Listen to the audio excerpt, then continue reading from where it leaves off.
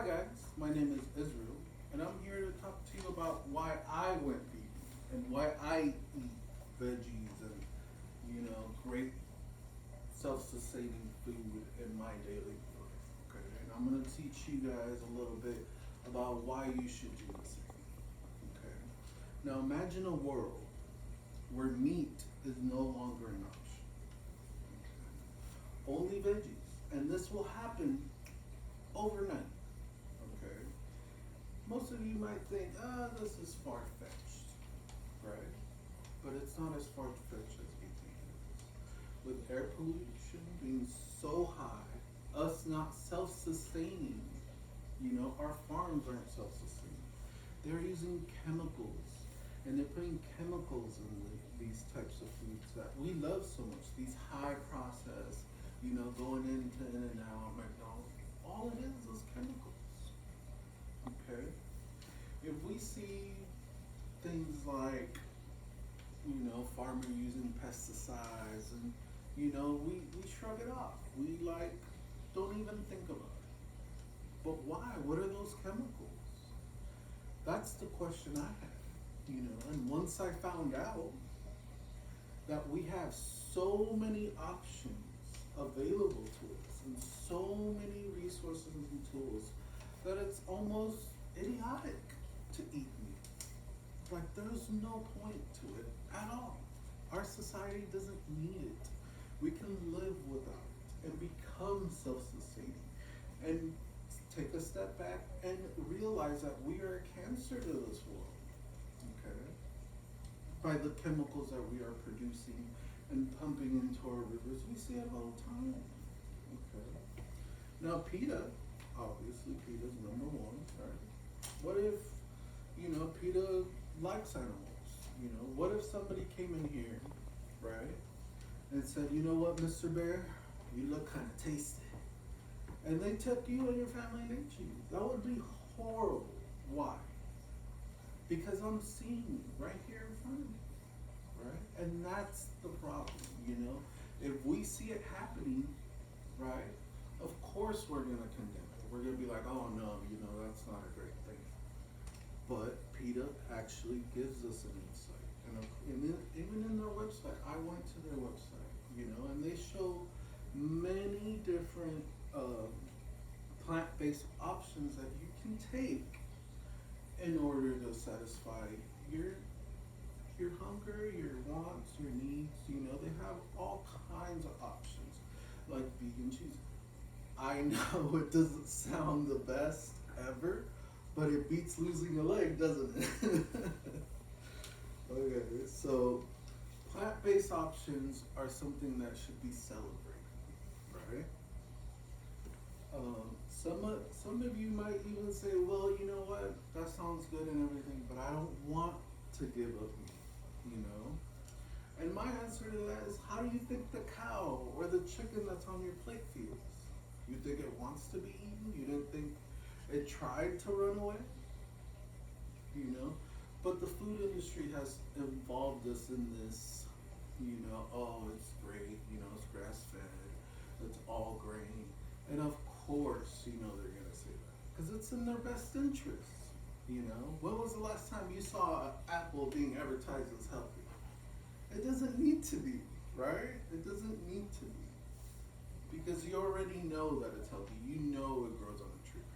Now, the chemicals that are associated with that might be a problem, And that's what we should be looking into. The education that's going to put us in a better way of life, right? So that we can fight air pollution. We can fight all these chemicals that are being force-fed to us. Okay. Now, these simple yet effective solutions will obviously educate the masses, and it will help us learn how to eat, right? And one of these very great tools that we have available to us, and it's actually given to us by our own government. It's called choosemyplate.gov. Okay, this is a wonderful website. This website will actually show you and break down your diet based on the macro and all the nutrients, okay? All the macronutrients, all the the essential nutrients that you need. Everything is on this website. Okay?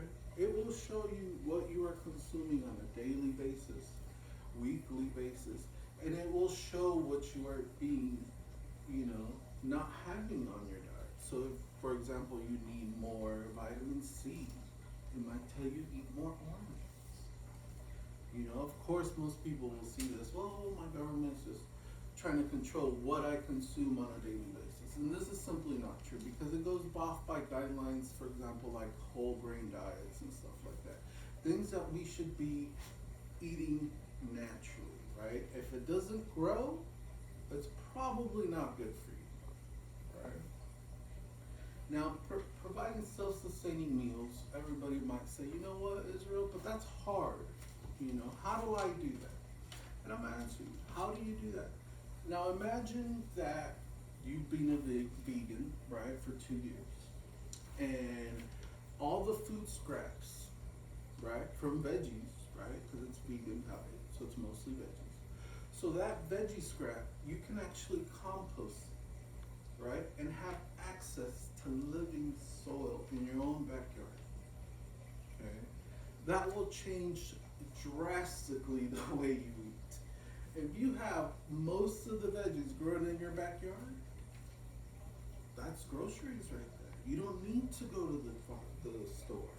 You can just stay home, save gas, and not pollute our air. You can just go in the backyard and put some strawberries and nuts or whatever kind of fruits that you guys want to grow, and it will help you save money, and it will help our crop. Help our planet on the process. And not only that, but it will cut down on our anxiety. Okay. Now that's what producing self-sustaining meals will actually help you guys. Help me, help you, cut down pollution. I like breathing. You like breathing, Mr. Bear? And I think you do. Oh man. So the point is that I went through something like this as well. And that's why I'm standing up here, being an advocate for veganism, because I found out that, I wanted those high-end foods. I wanted to go to McDonald's and eat that big cheeseburger and go to In-N-Out and get my double.